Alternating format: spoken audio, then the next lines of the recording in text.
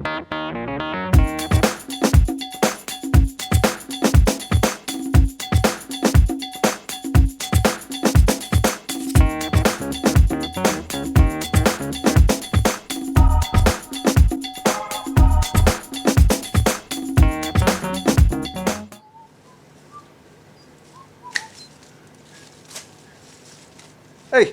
how are you?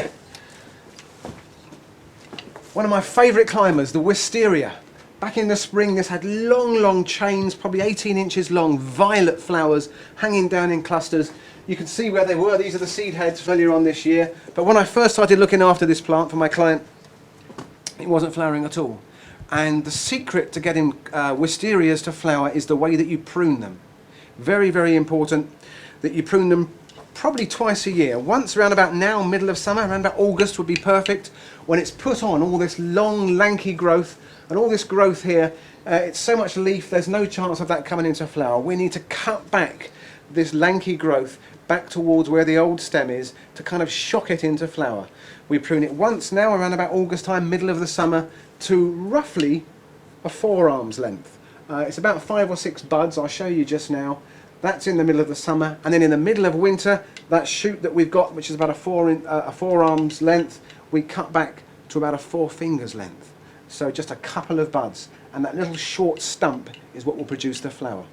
I'll show you how we do it now. I'm going to put my sunglasses on because when I'm looking up at the sky, you can actually give yourself a headache or maybe even damage your eyes by looking up at the sky too long. So here goes. How do I look? I can't promise you're going to look as good as this, but I can promise you that if you prune your Wisterias, you'll get them to flower. So let me show you what I mean now about these two types of growth. We've got an old stem there, that kind of browny grey wood there, which is from a couple of years ago. This spring, it produced this long, lanky growth. It goes on about 6-7 foot.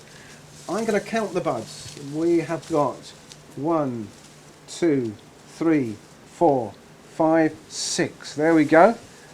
I'm going to cut it off just there, just in front of that bud, and that's fine for the rest of the autumn and the winter.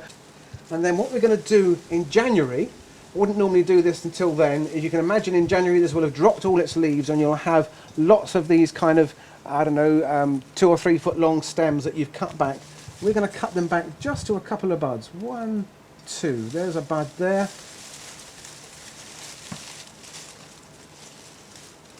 So let's just cut that back now.